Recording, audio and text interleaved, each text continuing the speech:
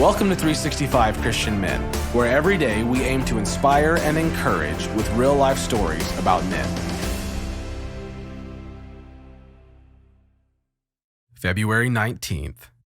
Fred Rogers. Rogers was a puppeteer, writer, producer, and ordained minister. At his ordination, the Presbyterian Church asked him to use television to minister to children and families. On this date, in 1968, the premiere episode of Mr. Rogers' Neighborhood aired, and it ran on PBS from 1968 to 2001. Rogers produced, wrote, and hosted the TV program Mr. Rogers' Neighborhood. He had a degree in music composition and wrote 200 songs for the show, including the theme song, Won't You Be My Neighbor? Among several Emmy Awards and other awards, in 2002, Rogers was awarded the nation's highest civilian award, the Presidential Medal of Freedom. Here's a story about Rogers being neighborly. There is always time for encouragement. Fred Rogers was a busy man. As the host of Mr. Rogers' Neighborhood, he was constantly on the go, running an internationally acclaimed television show and raising a family of his own.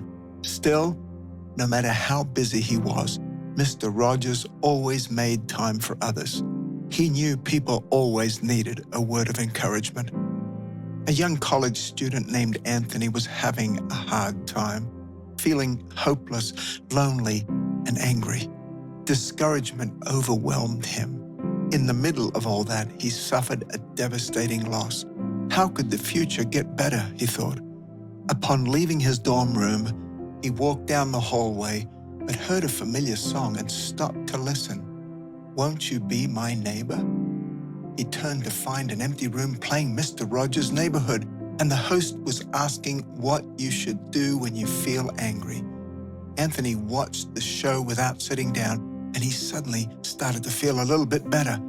It was the magic of Fred Rogers' kind voice. Several days passed, and Anthony got onto the elevator at the college to ride down to the lobby. When the doors opened, a familiar face appeared. It was Mr. Rogers himself, wearing a big coat and scarf and carrying a small case in front of him.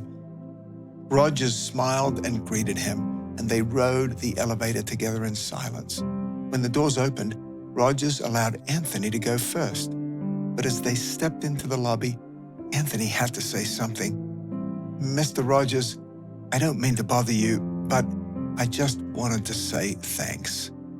Rogers smiled and asked, Did you grow up as one of my television neighbors?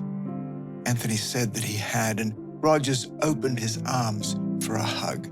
It's good to see you again, neighbor. They hugged and walked through the lobby together, engaging in small talk. As they made it to the door, Anthony mentioned that he had watched the show some days before and that it really helped him to get through a hard time, and he thanked Rogers again. But instead of leaving to go about his business, Rogers paused and then stepped back into the lobby. He unraveled his scarf, motioned toward the window, and sat on the ledge. He turned to Anthony in concern. Do you want to tell me what was upsetting you? He said. Anthony was shocked.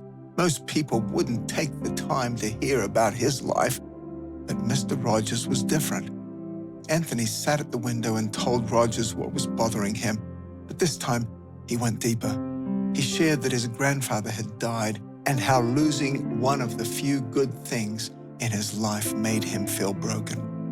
Rogers listened intently and then shared how losing his own grandfather had hurt him too. You'll never stop missing the people you love, he said.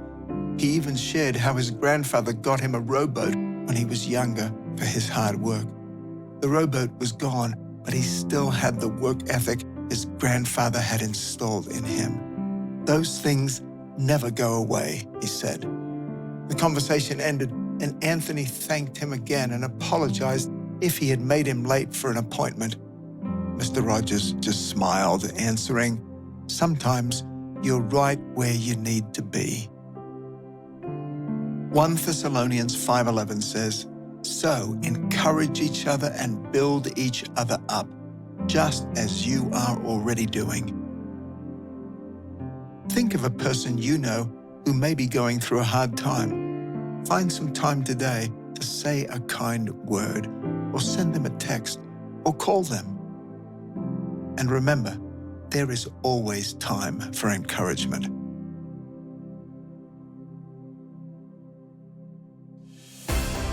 Thank you for listening to today's story. Every day of the year, our hope is to inspire you with real-life stories of faithful men who have gone before us. Hebrews 12:1 says, "Therefore, since we are surrounded by so great a cloud of witnesses, let us lay aside every weight and the sin that so easily ensnares us. Let us run with endurance the race that is set before us." Join us tomorrow for another story at 365christianmen.com.